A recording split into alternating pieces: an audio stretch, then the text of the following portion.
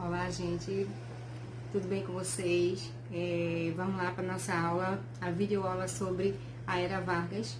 Então, após a República Velha, vem a Revolução de 1930, com o mandato agora de quem? De Getúlio Vargas, né? Um militar considerado populista, ditador populista, porque favoreceu muito a população, os trabalhadores. Então, Getúlio Vargas, assim que assume o poder, ele retira a Constituição, a Constituição de 1891, e nessa Constituição, após essa Constituição, ele passa o governo provisório de 1930 até 1932 seria, mas ele se prorroga até 1934, quando o Brasil estava assim totalmente descontrolado, a economia, os poderes estavam só nas mãos dos mais poderosos, como se diz, né, dos políticos mais fortes, pessoas não eram bem consideradas, né? Por isso que dizemos assim, ditadura nunca mais, né? Apesar que Getúlio Vargas foi um ditador populista, né?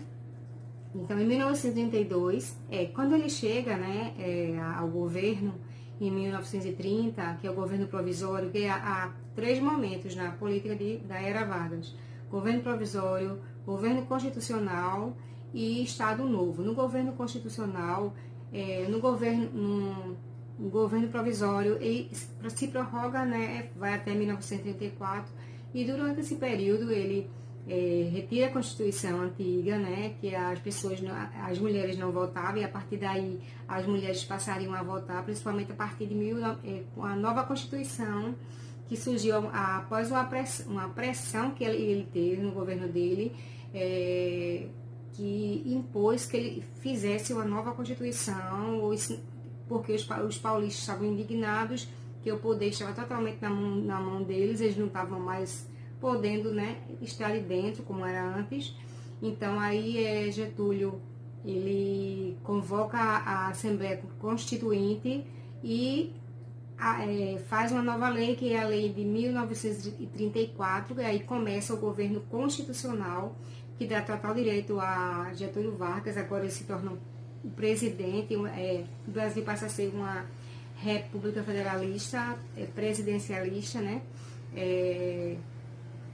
Porém, foi a partir daí que ele começou a modificar, a criar benefícios para os trabalhadores brasileiros, bem como a CLT, a consolidação das leis trabalhistas, né, que até hoje é vigorada, a remuneração da hora extra, salário mínimo, carteira assinada, férias, entre outros e outros, como o Ministério do Trabalho, Ministério da Justiça, Código Penal, entre outros. Ele criou, né, a partir daí houveram muitas mudanças, né? Ele, assim, desagradou a elite, né, paulista. Então, após essa forma de desagrado durante o período de 1932, surge essa nova Constituição, né? Constituição de 1934, que dá todo esse poder a Getúlio Vargas. Após isso, existia dois partidos, né? Surge o governo constitucional, né? Que após disso, os estados não tinham autonomia, era também tendência liberal a partir daí. E essa Constituição elegeu Vargas como primeiro presidente. O governo constitucional, surgiram daí dois partidos durante esse período do governo constitucional. Olhando só uma filinha aqui para não esquecer de nenhum detalhe. Então, no governo dele, de Getúlio Vargas, no período constitucional, existiam dois partidos, que é a AIB, a Ação Integralista Brasileira, que era de extrema direita, era anticomunista, era fascista, né?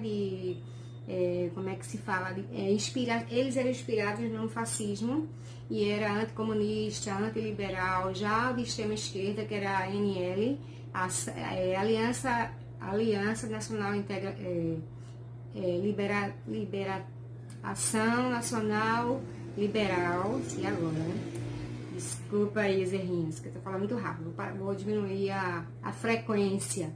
Então, durante esse período que havia esses dois partidos, né, um apoiava e o outro era de extrema esquerda. Então, durante esse período constitucional, o partido de esquerda cogitou, houve uma cogitação de que eles iriam fazer uma nova revolução no Brasil.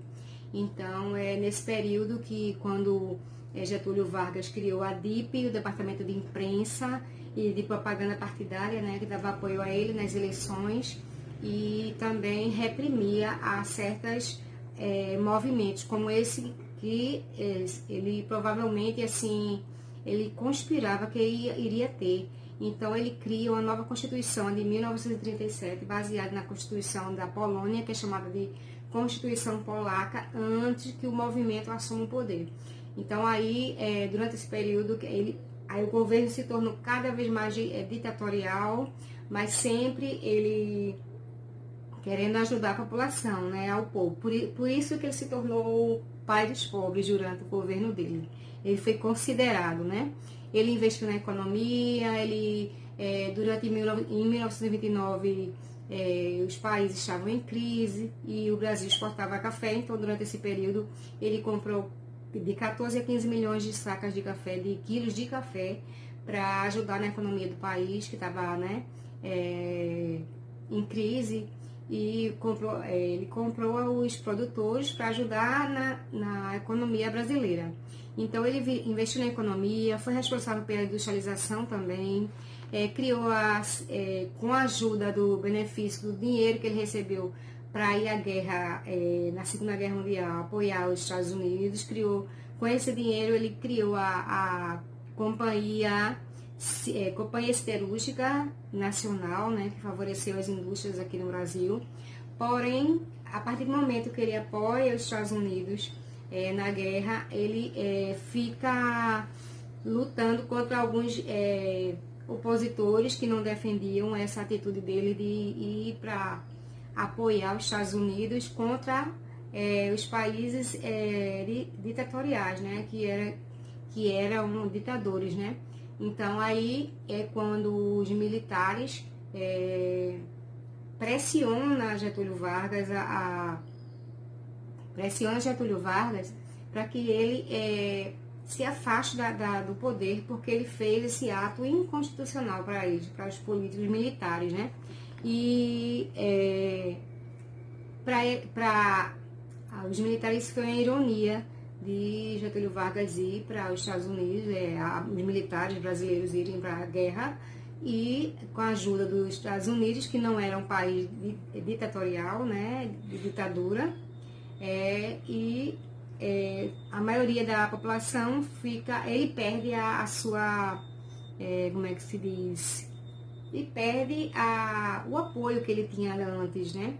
Então, ele foi obrigado a dar um golpe de Estado, né? Foi obrigado a sair, e houve um novo golpe de Estado, que isso aí já estava no Estado Novo, né? Em 1945.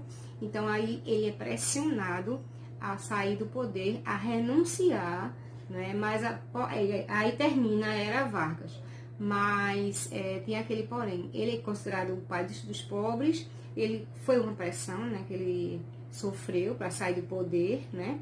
Porque, assim, mais ou menos, e foi injusto, né? Porque ele certamente teve essa condição dele ir para apoiar a guerra, né? Apoiar os Estados Unidos, mas, do outro lado, a população era a favor dele. Então, os militares, como não aceitavam, ele foi obrigado a renunciar.